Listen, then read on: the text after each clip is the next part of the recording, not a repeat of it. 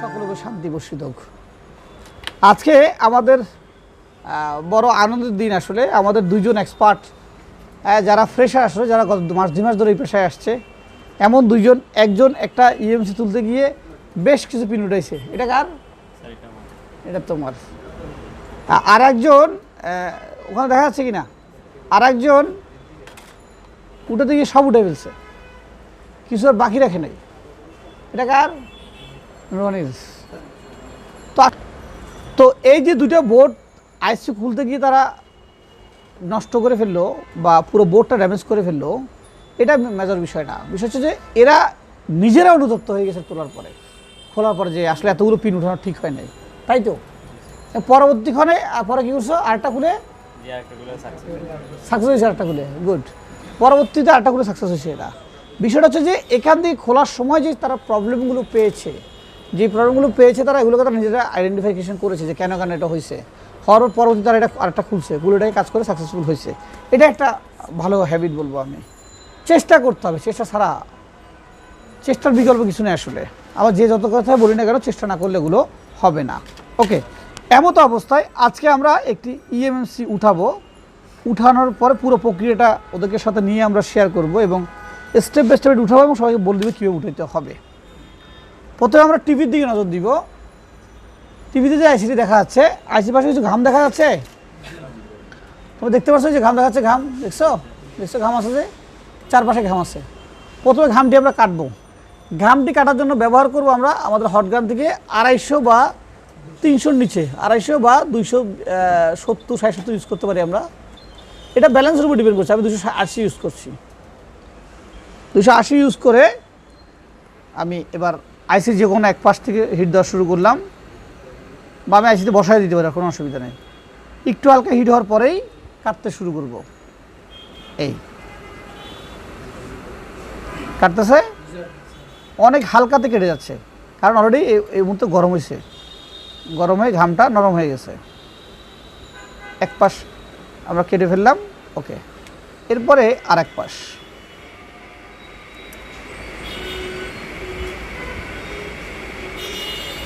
ওকে, এরপরে এই পাশে।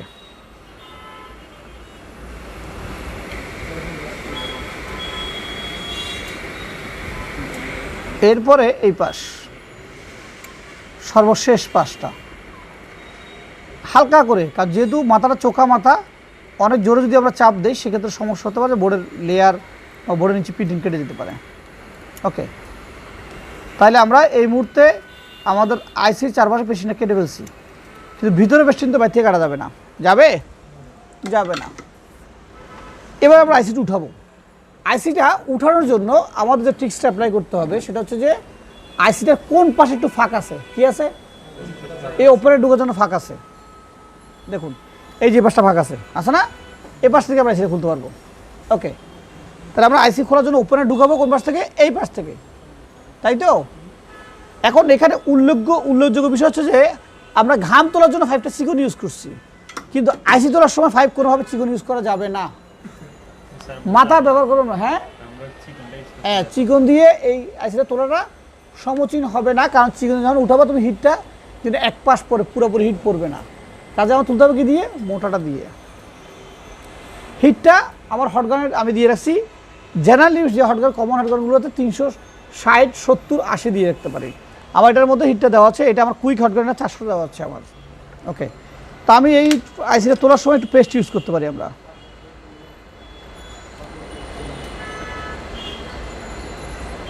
ওকে, এবার আমরা পর্যাপ্ত হিট দিচ্ছি এটাকে।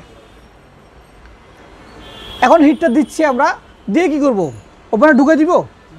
হ্যাঁ, দিয়ে অত ওপেনটা ঢুকে দিব না। আমরা হিট দিয়ে আমরা ওয়েট করব এবং কিছুক্ষণ পর খেয়াল করবো যে এখন খেয়াল করবো ওপেনে ঢুকতেছে কিনা। ওপেনে কিন্তু ঢুকতেছে না, তার মানে কি আমি চাপে জোরে ঢুকে দিব ঠেলা দিয়ে?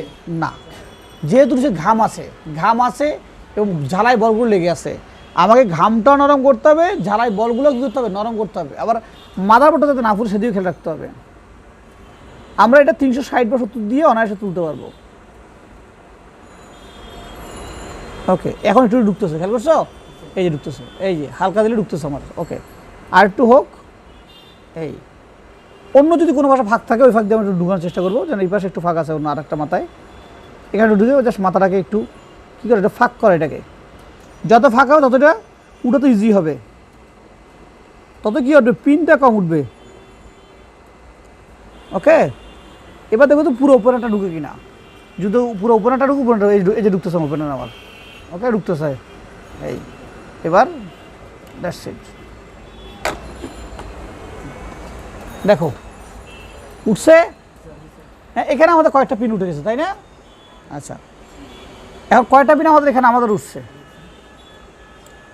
অনেক ক্ষেত্রে কিছু পিন উঠে যায়, এটাকে নিয়ে টেনশন হওয়ার কিছু নাই। যদি পিনগুলো লাইনার হয়, লাইনার পিন হলে সেই পিনগুলোকে আমাদের অবশ্যই মাইক্রো বা ন্যানো জাম্পার করতে হবে, আর যদি লাইনার না হয় সেক্ষেত্রে পিনগুলো জাম্পার না করে চলবে। যেন আমরা যদি এখান থেকে দেখি যে আমাদের এই পিনগুলো,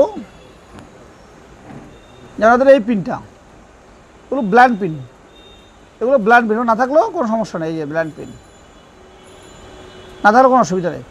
কিন্তু এই যে পিনটা দেখো, দেখছো এটা মাস্ট লাগবে। এখন তুমি বলবো পিন তো উঠে গেছে, কী করবে এটা তোমরা? এইটার নিচে, এটা সাফ করার পরে নিচে একটু ইউবি দিব। কোথায় দিব? এইটার নিচে, এটার নিচে জাস্ট এই নিচে একটু ইউবি দিয়ে দিব, ইউবি দিয়ে এটাকে আবার চাপ দিয়ে বসা দিব, বসা দিলে এটা ওখানে লেগে যাবে। একদম তুমি ধোয়া তুলসী ধরতে পারবে না।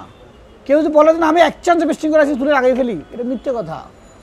হ্যাঁ, আবার সত্য কথা হতে পারে, কিন্তু সেটা হাজারে 2 জন, 100 মধ্যে 80 জনেই উঠাতে গিয়ে কিছু পিন মিসিং হয়, কিছু পিন উঠে যায়, কিছু পিন লুজ হয়ে যায়, কিছু পিন আবার মাইক্রো জাম্পার করতে হয়।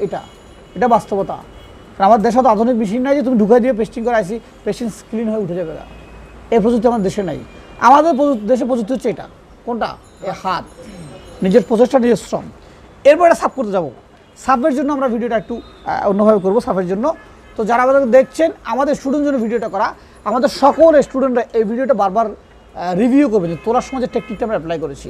চলমান রয়েছে আমাদের সাথে আমাদের 64তম ব্যাচের ছাত্ররা, আমরা 65তম ব্যাচে ভর্তি নিচ্ছি। আগামী মাসের 6 তারিখ থেকে আমরা শুরু করব, মানে 6 থেকে আমরা 8 তারিখ মধ্যে শুরু করব আমরা আমাদের 65তম ব্যাচ।